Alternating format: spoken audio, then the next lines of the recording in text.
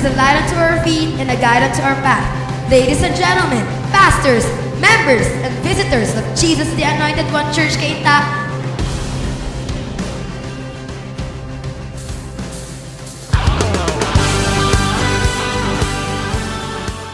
So last week po, narinig po natin yung message ng ating Panginoong Diyos na ang title po ay Real Life is Above the Sun. At doon sa message na yun, naunawaan natin that life without God is meaningless. Kahit gaano ka pa ka-successful sa tingin mo, kahit gaano ka pa kayaman, kahit gaano pa karami ang mga narating mo sa buhay, kung wala ang Diyos, walang kabuluhan ang buhay mo. Second doon ay wisdom also without God is meaningless. Kahit gaano ka katalino. Pag ang Diyos ay hanggang dito lamang sa utak mo at hindi nakatuloy sa puso mo, may problema pa rin yan. Amen po ba? Ngayon naman po, ang title po ng message na ating mapapakinggan ay #Subok pa more. Hallelujah! Are you excited? Okay, Luke 4:18 and 19. The Spirit of the Lord is upon me because He has anointed me to preach the gospel to the poor. He has sent me to heal the brokenhearted, to preach deliverance to the captives and recovering of sight to the blind, to set at liberty the acceptable year of the Lord. Our God is Jesus, the Anointed One.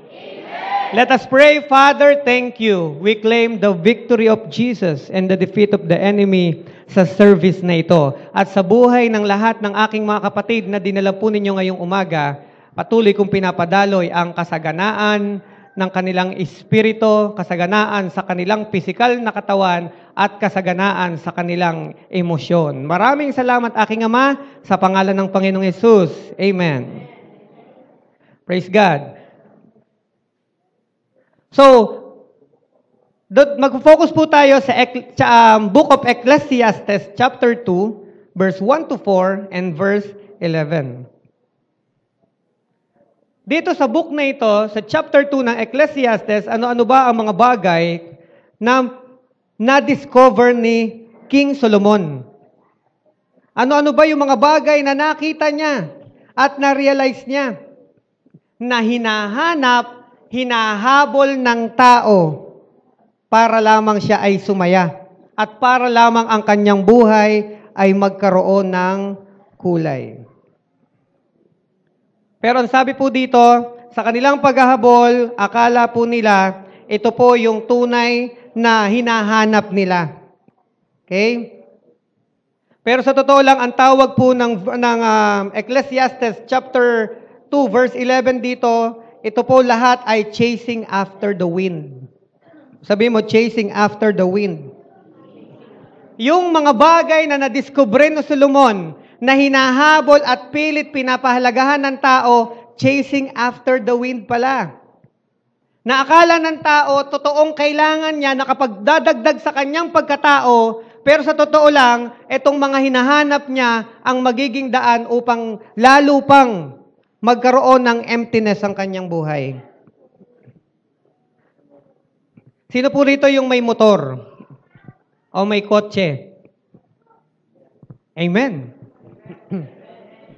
Naranasan ko po na ako'y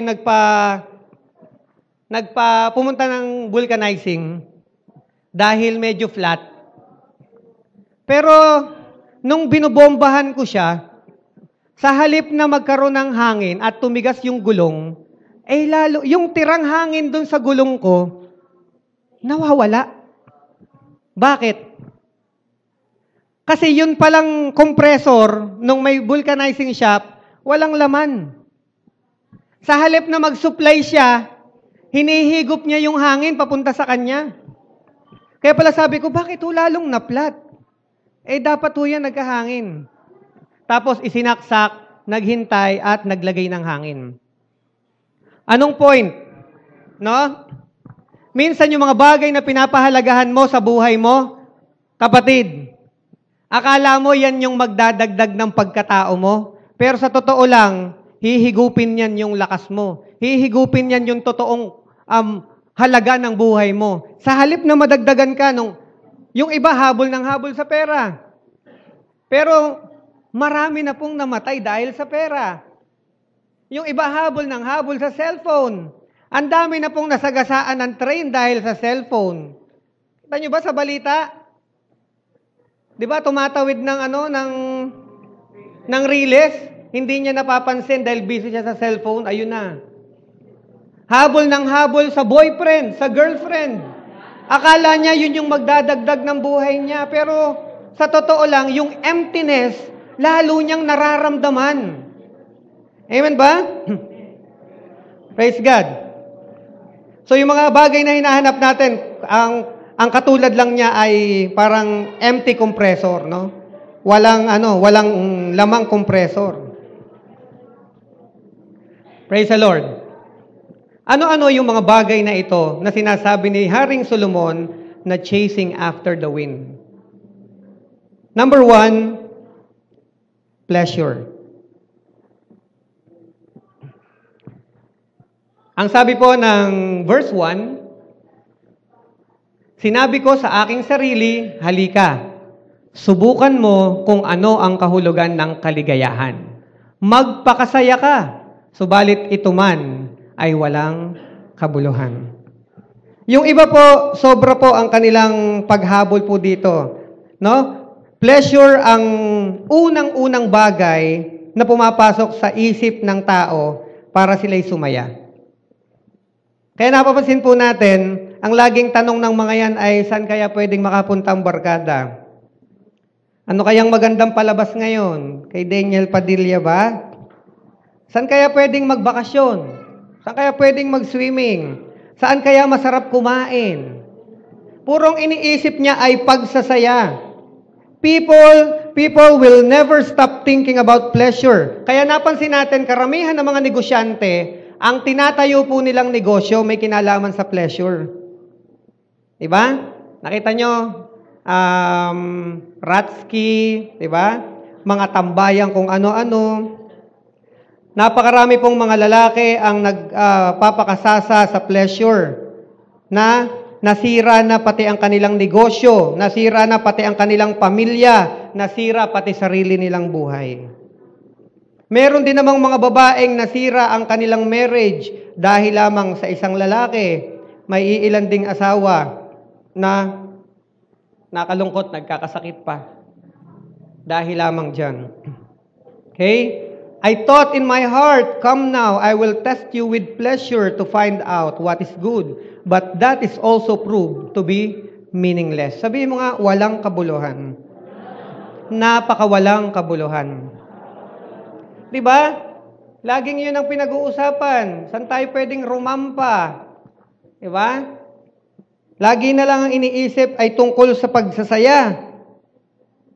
At maniwala kayo, lahat po tayo nung hindi pa natin nakikilala ang Panginoon, yan ang ating laging iniisip. Gusto mo lagi mag-enjoy ka. As if ikaw ang laging nakatapat sa iyo ang spotlight. Ikaw ang bida ng buhay mo. Araw-araw na lang ang iniisip mo ay magawa kung ano yung masarap sa katawan mo. Diba? Pero ang sabi nga, kung hindi mo makikilala ang Panginoon at kung wala ang Diyos, mapapahamak ka. Napakaraming tao ang nagdurusa ngayon dahil dito. Diba? Punta kung saan-saan. Kung sino-sinong hindi kakilala, pinagkakatiwalaan. Babae, tutulog, mag-overnight kung saan-saang bahay. Diba? Mga kalalakihan, kahit may pamilya, sa halip na umuwi, kung saan-saan nakatambay. Buhay na buhay si City of Dreams. Buhay na buhay si Resorts World. Buhay na buhay sino pa? Si Soler. Diba? Banggitin na natin silang lahat. Nakakalungkot, may kilala ako mismo pumunta dito sa akin.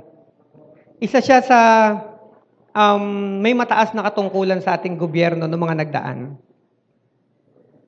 mayamang pamilya. Pero imagine, lumapit sa akin para manghiram ng pera. Mayaman talaga si pastor. Amen po ba? Hallelujah! Di ba? At sabi niya, willing siyang iwan dito yung kanyang big bike na Juke. Alam niyo ba yung Duke? Yung mahal na big bike? Kasi kala niya talaga mayaman ako eh. Kahapon, nagtinginan yung mga leaders eh. Hindi tayo nag-qualify para dun sa livelihood. Kasi ang sabi nung speaker, ito po kasi ay ini-open ko lang sa mga depressed area. Sa mga mahihirap. Eh, hindi nyo na ho ito kailangan. Naku. Sabi ko dun sa speaker, hindi po. Aral lang po yan na hindi pwedeng magpahalata. Ayun ba? Anak ka ng Diyos eh. Ayun po ba? Kaya kung tumindig ho ang mga yan, mga milyonaryo at milyonarya, talagang alam nyo, buti na lang sa biyaya ng Panginoon, pumayag siya. So, mag-i-start talaga yung aming livelihood next Saturday. Open ito sa lahat, lalo na yung mga nangangailangan po ng income. Ito po yung usapang di ba ang tanong ng marami, magkakapera ba ako dyan? O dito po, magkakapera talaga po kayo. Pumunta kayo ng Saturday, 2:30 ng hapon. Okay? So, singit lang po yun. Sana ba ako? Pleasure. Okay? So, lahat nakaka-relate pag itong pinag-uusapan eh. Kasi iba't ibang ating pinanggalingan eh. Amen ba? May mga bagay na kaya nga hindi tanggapin ang Panginoon, kaya nga hindi totoong isuko ang buhay sa Diyos dahil hindi kayang iwan ang pleasure. Paano na yung Paano na yung Saturday night ng tropa? Paano na yung Friday night ng mga girls, di ba? Lagi ang iniisip nila, laging ang magkatapat si Lord at yung kanilang mga kaligayahan sa buhay. As if ang paglapit sa Diyos ay pag-alis ng kanilang kaligayahan. Pero ang sabi ng Haring Solomon na nabuhay na pinakamatalinong tao sa mundo, yan daw ay walang kabuluhan. Amen po ba? Magugulat ka na lang isang umaga, wala na ang lahat-lahat sa'yo. Bakit? Dahil wala si Lord sa sirkulasyon ng buhay mo. Praise the Lord. Meron pang mga youth, di ba? Dahil diyan, napaaga. Alam nyo na. Napaagang makalunok ng pakwan. Di ba? Kaya sabi ni Solomon, pleasure is meaningless. Why? Kasi ang pleasure, ang pakinabang hanggang katawan lang. Lahat ng pagsasayang ginagawa ng tao, wala po yang pakinabang sa kaluluwa at espiritu mo. Yan ay para lang sa iyong katawan. Diba? Sikat ka sa barkada mo, hanggang dun lang yun. After 5 years, 10 years, hindi ka nagwapo. After, lalo na yung mga girls, totoo to, mas madaling ma-expire ang babae. Totoo yan. Yung inyong kagandahan, di ba? Compare sa lalaki, di ba? Mas mabilis. Di ba? Pero, konti lang naman. Sige, payag na. Konti lang po ang lamang. Baka magalit yung mga kababaihan. Kaya di ba? 15 years old ka, sobrang ganda mo. Di ba? 20 years old, di ba? Pwede ka pang mamili eh. Di ba? Narinig nyo na yun? Gusto ko mayaman, guwapo, matangkad, chinito. Nung 25 years old na, kahit mayaman na lang, chinito, kahit hindi na masyadong pag 30 na, di ba? Basta born again na lang, sabi niya ganyan. Wala na, pag 35 na, kahit sino na lang. Kasi late na. Pero yung boys, hindi. 40, 50, di ba? Nakakapag ano pa. Di ba? Galing ni 6 to ah. Di ba? Praise God. Oh, number 2. Pangalawang bagay na sinasabi ni Haring Solomon na chasing after the wind. Oh, wala daw, kabuluhan. Laughter. Sino dito yung nakapunta na ng punchline? Laugh line. Comedy bars.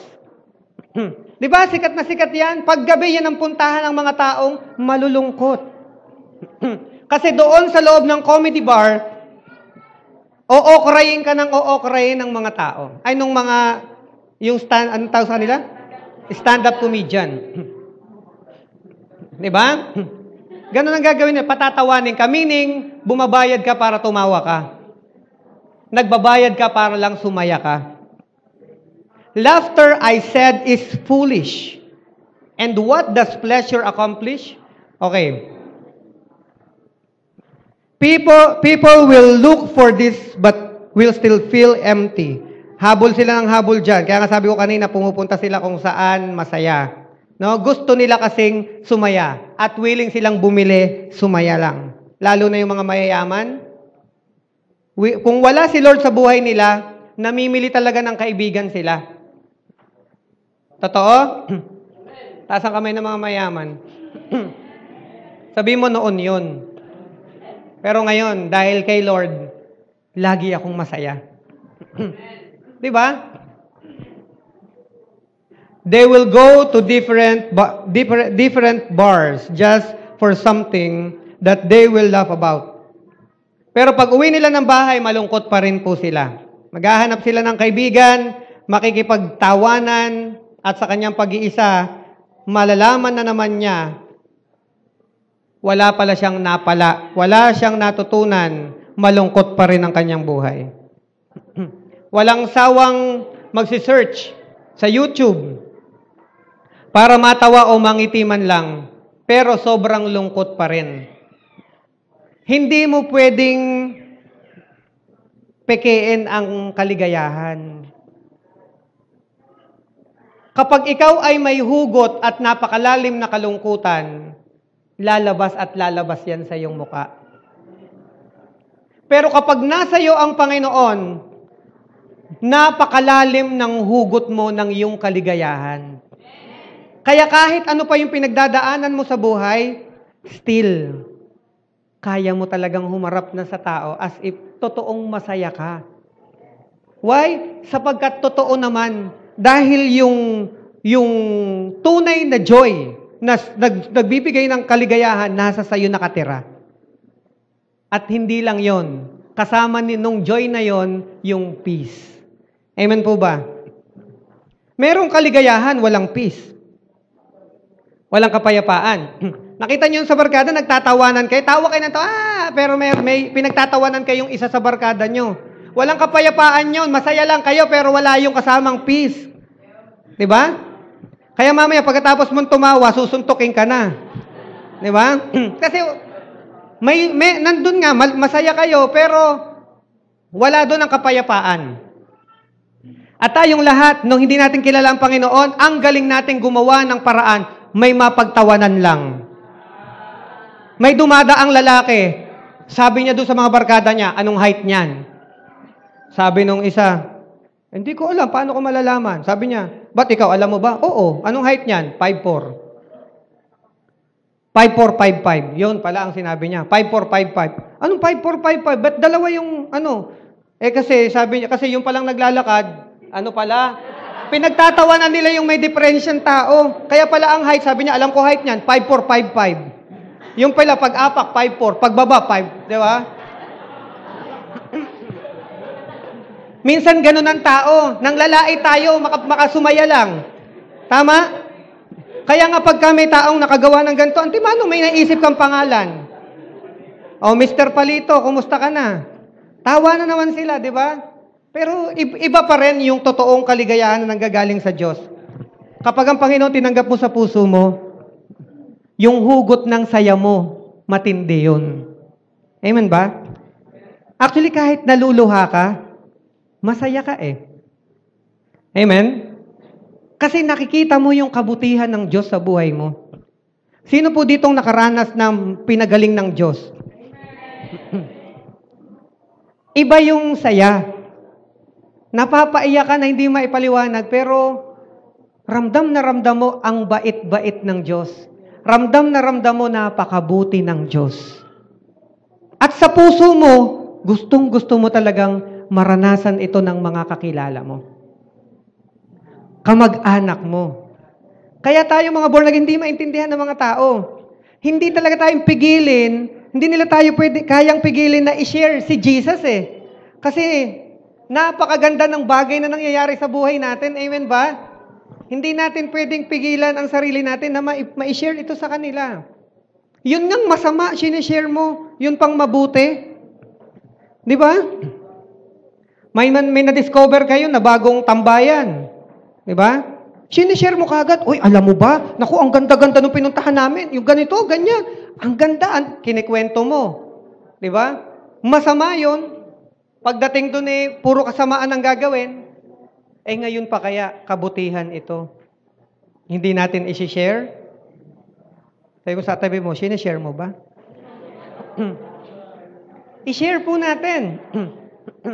At yan po, dyan magkakaroon ng kabuluhan ng buhay po natin. Yung bagay na magaganda na nararanasan mo, i-share mo sa iba, nagkakaroon ka ng halaga sa harap ng Diyos. Gusto ba natin ng pahalagahan talaga tayo? Ito yung gawin natin. Gumawa tayo ng kabutihan palagi sa kapwa natin. Amen po ba? Amen. At dahil doon, ikaw po ay magkakaroon ng makakabuluhan ng iyong buhay. So, ano yung number 2? Laughter. Ito man ay wala ring kabuluhan. Sabi ko nga po kanina, ang totoong pakikipagrelasyon sa Panginoon, hindi lang dapat hanggang dito. Hindi po porket marami tayong alam na verse na, okay na po yun. Titiyakin po natin na ang atin pong relasyon sa Diyos nakatuloy sa puso. Yung puso ng Diyos at yung puso mo, dapat meron pong unseen cord na nakakonekta sa Kanya. Hindi pwede na yung utak mo lang ang nakakonect doon. Kasi pag nakakonect lang yung utak mo doon, mabubuhay ka na deceive. Yung self-deception papasok. Sasabihin mo, nagsiserve ako sa Diyos, bakit ganito ang aking paghihirap? Naglilingkod ako sa Diyos, bakit ako nagtitiis? Naglilingkod ako sa Diyos, pero bakit ko ito nararanasan? Check yourself. Yan bang relasyon mo sa Diyos mula sa Kanyang puso ay hanggang utak mo o yan ay puso sa puso nakakonekta? Pag puso sa puso yan, hindi ka mag-iisip ng ganyan. Kasi ang tibok ng Panginoon, punong-puno ng pagmamahal. Hindi ka mag-iisip ng masama sa kapwa mo. Kasi ang tibok ng puso ay puro pagmamahal. Amen. Hindi mo iisipin kung ano-ano sa palibot mo dahil ang concern mo ay kung ano ang gusto ng nagmamahal sa'yo. Amen ba? Dapat nakafocus ka sa tibok ng puso ng Diyos na iyong pinaglilingkuran. Hindi doon sa sinasabi ng utak mo. Kasi madadaya tayo niyan. Kaya lahat ng ating naririnig na Word of God, mga kapatid ko sa Panginoon, huwag niyong hayaang dito lang manatili. Make sure tumutuloy dito. Kasi pag hanggang dito lang yan, lugi ka. At maraming tao ang nagkakagulo hanggang sa ayaw ng lumapit sa Diyos kasi karamihan ng mga nagsisimba, ang mensahe ng Diyos ay hanggang utak lang. Dapat ang mensahe ng Diyos ay makarating sa puso sapagkat pag yan ay nasa puso, madaling ipamuhay. Sabi mo sa tabi mo, narinig mo yun. Parang ikaw ang kinakausap. Amen po ba? So make sure sa puso. Okay? At pag nasa puso yan, pag-aralan mo si Lord.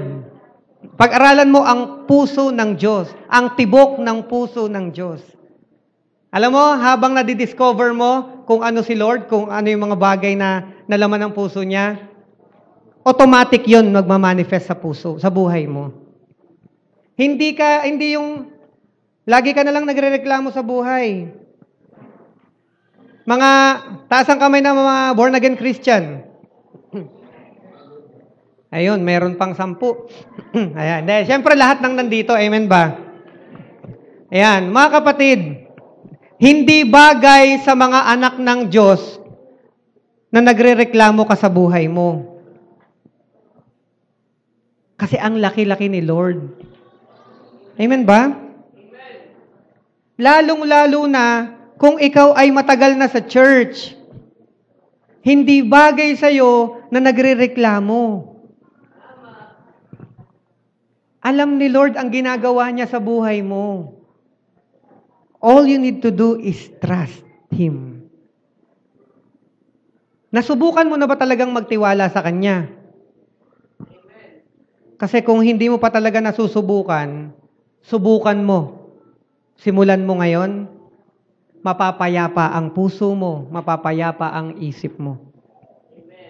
Amen? So, yung katabi nyo, mahal nyo yan. Tingnan nyo.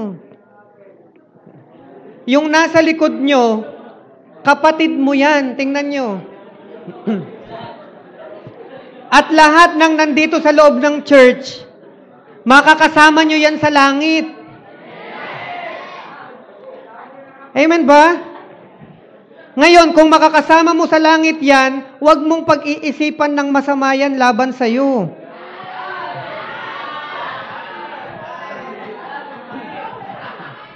Amen ba? Mga kapatid, sa huli, hindi naman yung katungkulan mo sa simbahan ang tatanungin eh. Hindi naman yung tagal ng pananatili mo sa church.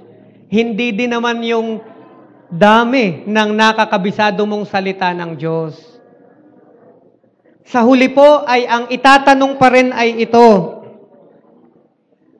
Ang buhay mo ang magsasalita. Mahal mo ba ang kapwa mo? Sigaw ka ng sigaw ng I love you, Lord. Ang dami mo namang kagalit. Praise the Lord ka ng praise the Lord. Kung magtungayaw ka naman sa iba.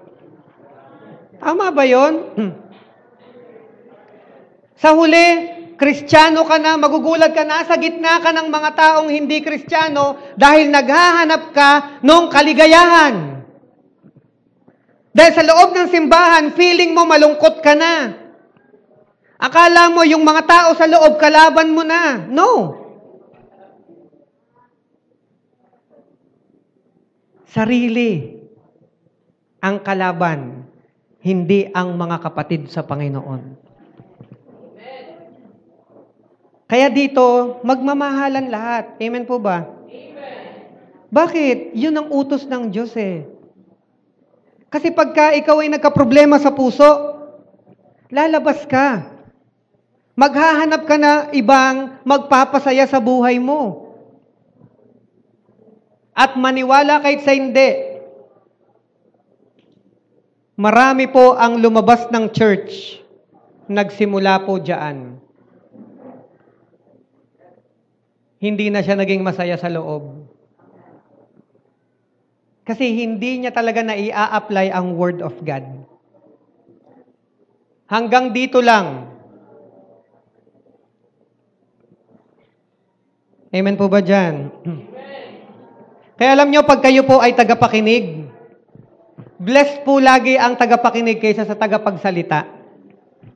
Sapagkat may mga nagsasalita, hindi naman talaga magaling sa kanyang buhay. Tama? Pero yung kanyang sinasabi, tama. Pulutin po natin.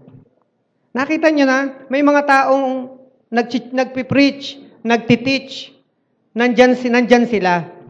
Pero, ang born again lang pala yung bibig. Pero yung pamumuhay, hindi pa. Receive na lang natin lahat ng kanyang mga tinuturo sa atin. Pero yung buhay, wag po nating tutularan. Anong dapat nating tularan? Kung sino si Jesus. Kayo po, lahat may mga first time nandito, wag niyo po akong gawing model. Hindi po 'yan, hindi po 'yan. Wag po ako yung inyong tingnan. Mga kapatid ko, tao din po ako. Nagagalit po ba kayo? Amen ba? Nagagalit din po ako eh. Amen ba? Yung nararamdaman nyo, nararamdaman ko din. Kaya, tao po talaga yan. Nakakaramdam. Hindi po ako perpekto. Gusto ko po sana mga kapatid, itingin nyo po ang inyong pananalig, pananampalataya at ang dahilan kung ba't kayo nandito sa Panginoong Jesus. Kasi siya po 100% tao. Pero hindi po natin katulad. Siya po hindi nagkasala. Ako nagkasala. Tayo nagkasala. At the same time, 100% God.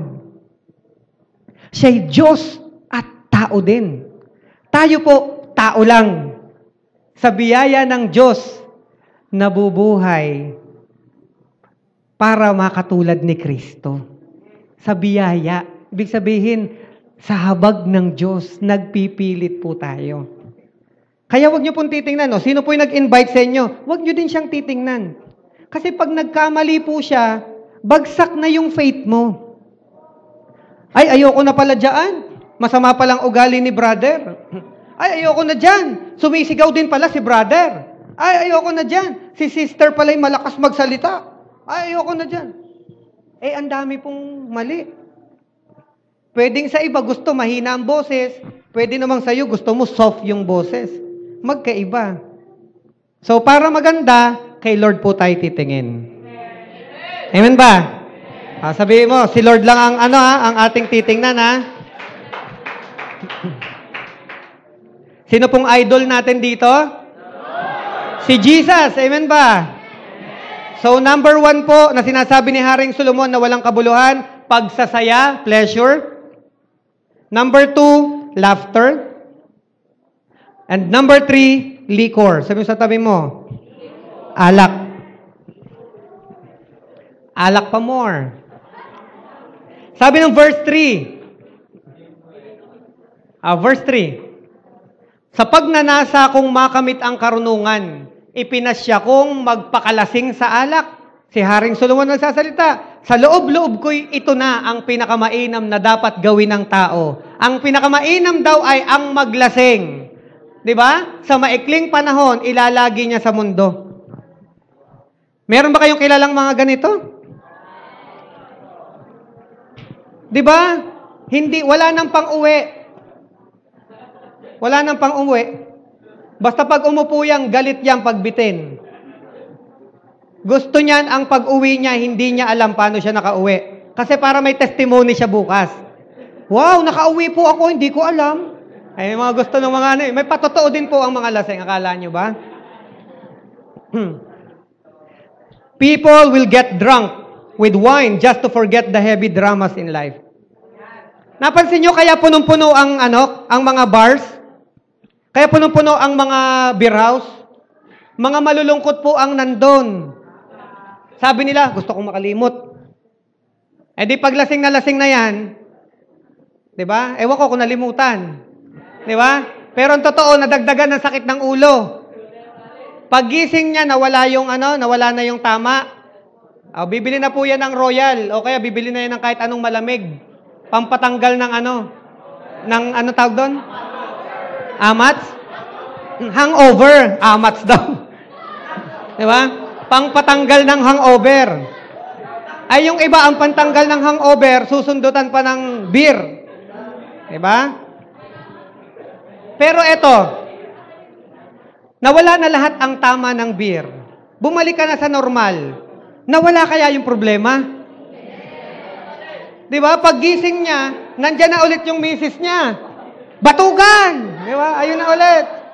Puputulan na tayo ng kuryente, puputulan na ano, di ba? Ang akala ng taong solusyon ay lalo pa palang nagpapabigat sa kanilang sitwasyon. Post na yan. Di ba? Ang bigat. Habol ka ng habol, isip ka na isip ng solusyon. Ang totoo, provided na ng Diyos yung solusyon eh. At hindi mo kailangang pagsikapan yun. Ang kailangan mo lamang ay ipagkatiwala sa Diyos ang iyong buhay. Sapagkat malaking porsyento ng pinoproblema mo, resulta lang ng mga maling desisyon mo. Kaya ka namang problema ngayon, ang totoong problema mo, maliit lang. Pero sa kagagawa mo ng solusyon, ang laki na ng problema mo. Pinalala mo. Nagsimula lang sa kagat ng langgam. Ano ba yan? Kinamot mo ng kinamot, di ba? Hanggang sa lumaki ang sugat. Maya-maya ang laki-laki na ng sugat. Di ba, sino nagpalala? Si Lord ba? Tapos sasabihin mo, Lord, naglilingkod ako, ba't ganito? Ikaw ang nagpalala.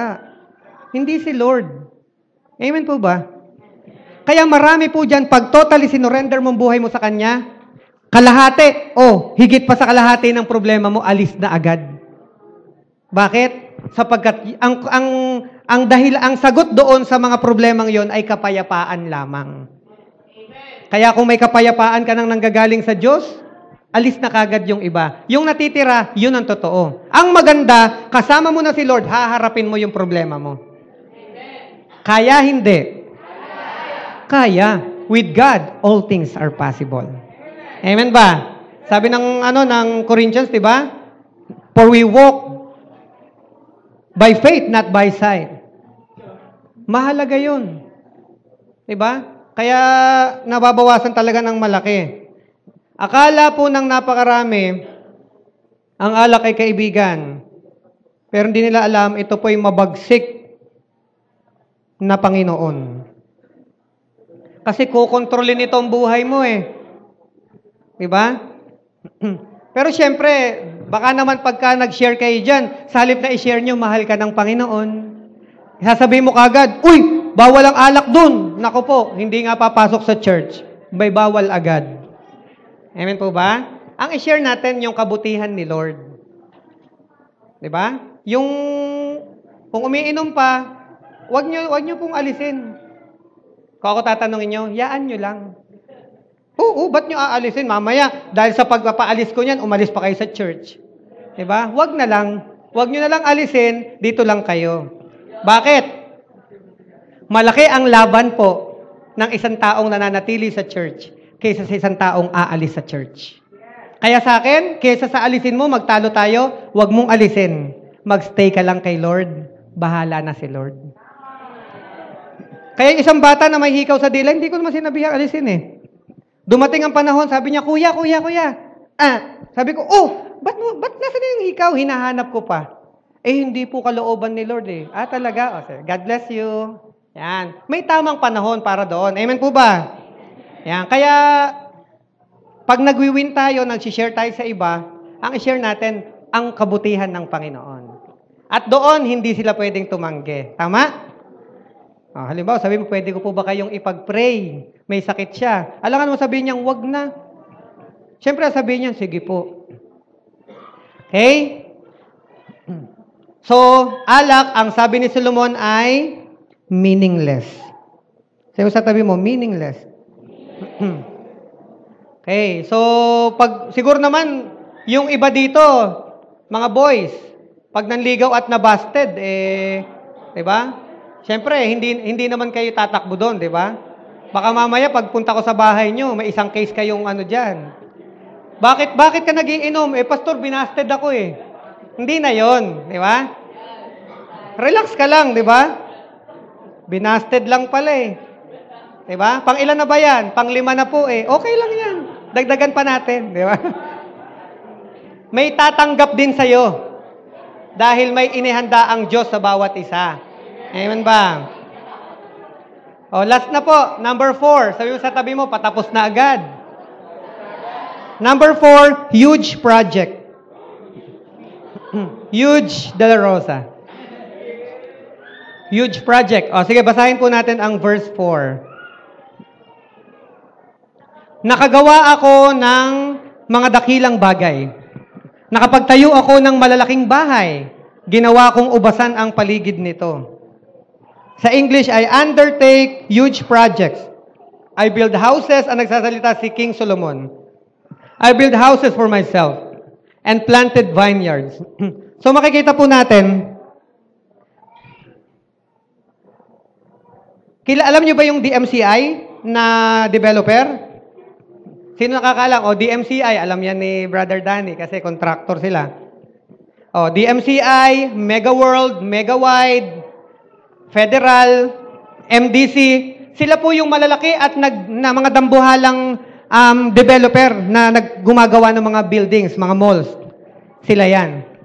Pero gusto ko po sabihin sa inyong lahat, ang nauna po na pinaka-successful at matagumpay tawag dito, construction firm ay yung kumpanya ni Haring Solomon. Amen ba? Grabe ang project ni Solomon. He built houses. He built temple and 12 kingdoms. Ganong kalaki ang proyekto ni Solomon. Sa iba't ibang bansa, meron siyang project. Pero habang lumalaki ang proyekto, sabi ni Solomon, lalong lumalaki ang ulo. The more na nagiging successful ang business niya, the more na nagiging mayabang siya dahil may gusto siyang patunayan, gusto niyang sabihin na big time siya. Gusto niyang hangaan siya ng tao at ng mga kalaban niyang mga kontraktor. Mapapagod po tayo na i-maintain. No? Ang pananatili mo sa taas. Mas masarap magstay sa baba. Kasi sa baba, sagad na. At walang effort, talagang dyan ka. Pero yung ikaw ay nasa taruktok ng iyong tagumpay, ang hirap i-maintain. Ang daming tao at mga buaya ang naghihintay sa'yo. At ang dami mong friend na biglang lalabas na ngayon mo lang na-meet. Hi, friend! Di ba? Kasi ang dami mong pera. Pero darating ang panahon, di ba? Sa ayaw at sa gusto mo, mawawala yan. Sabi ni Haring Solomon, yan ay wala ding kabuluhan. Si Solomon mismo ang nagpapatunay. Yung temple na hindi na ipatayo ni King David, ibinigay ng Diyos kay Haring Solomon. Ini-award kay Haring Solomon ang napakalaking project. Itayo mo. Pero na-discover niya, the more na yumayaman siya, the more din na yumayabang siya. At hindi talaga kayang i-contain ng tao ang ganyang bagay. Huwag kayong maniwala na yung mga super talagang yayaman, they talaga namang, di ba? Lalo na, kasi bakit? Wala si Lord eh. Ang iisipin nila, kaya sila nandun, pinagsikapan nila. Nag-aral sila. Nag-Harvard sila. Nag-masteral pa sila para doon sa negosyong kanilang pinasok. Pero sabi ni Solomon, wala pa rin niyang kabuluhan. Meaningless. Paano magkakaroon ng kabuluhan ng buhay mo? Kung kasama mo ang Diyos sa lahat ng ginagawa mo. Amen po ba? So, kagaya nga nung last week, life without God is meaningless. Wala ho talagang kabuluhan. Sabi po dito, ang hirap i-maintain ng pananatili mo sa taas. Habang ikaw ay nasa taas, mararamdaman mo ang lamig dito. Bakit? Mas marami pong nasa baba. Amen ba? Pero pag nasa taas ka, napansin, sino dito yung nakaranas na biglang yumaman? Hindi kasi mayayaman naman na lahat eh. Amen po ba? Yung lang sa mga nakaraang buhay nyo, di ba? Mga nakaraang panahon, talagang bigla. Ano ba yung na-discover nyo? Di ba na-discover nyo parang kukonti lang? Kukonti kokonti ka na lang doon, at feeling ng mga tao sa baba, yumabang ka. Kasi lumalayo talaga yung mga tao eh. Kasi feeling nga nila, ayun na, nag-iba. Di ba? Kaya ang lamig po dyan. Ang lamig kapag wala si Lord. Pero kung ikaw ay naging matagumpay kasama ang Diyos, wow! Ang sarap ng feeling. Bakit? Napakadaming tao ang magagawan mo ng kabutihan. Napakaraming tao ang iyong matutulungan. Verse 11. Pagkatapos, inisip kong mabuti ang mga ginawa ko at ang pagod na aking pinuhunan. Nakita kong lahat ay pawang walang kabuluhan. Sabi mo, walang kabuluhan. Walang kabuluhan, inulit na naman. Kaya isang palaisipan, tulad lang ito ng paghahabol sa hangin. Lahat ng bagay na pinaghahabol ng tao, wala daw yang kabuluhan, sabi ni Solomon. Amen? Last week pa nating naririnig yung salitang walang kabuluhan. Dapat ma-realize natin kung ano ba yung bagay na may kabuluhan. Ang inyo pong paglilingkod sa Diyos lamang ang tanging bagay na may kabuluhan. Yung inyong pagsasama ng mga kaibigan dito, yan po ay may kabuluhan. Yung pagpunta no sa mga may sakit, yan po ay may kabuluhan. Yung pagbigay mo ng tulong sa mga nangailangan, yan po ay may kabuluhan. Yung paggastos mo ng pamasahe, makasamba ka lang sa Diyos, yan ay may kabuluhan. Napansin nyo, nung makilala mo ang Panginoon, dinadala ka niya doon sa mga sitwasyon at mga bagay na talagang totoong makabuluhan. Kaya kung ikaw ay nakakilala na sa Panginoon, ilayo mo ang sarili mo na ikaw ay dalhin muli ni Satanas sa mga bagay na walang kabuluhan. Sinong gustong mamatay na may kabuluhan? Ang dami pong namatay na tao na. Bilyon na mga tao nang namatay, pero namatay ng walang kabuluhan. Pag ikaw'y nabuhay sa mundong hindi mo nakilala ang Panginoon, ang buhay mo'y walang halaga. Wala ka daw pinagkaiba, sabi ng Bible, sa mga bato at sa mga lupa na nandiyan dyan.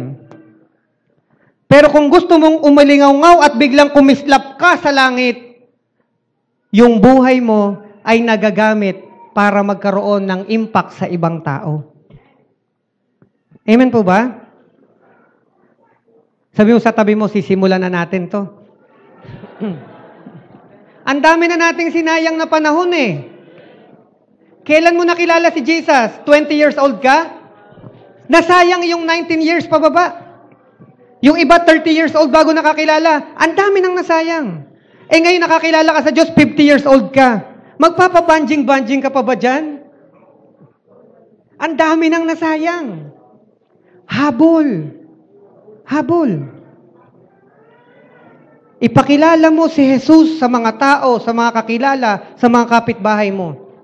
Wala po akong alam na verse, okay lang. Gamitin mo lang ang karisma mo, ang ganda mo. Sabihin mo, sama ka sa church. Tapos. Pag sumama yan, bahala na si Lord kumausap. Amen ba?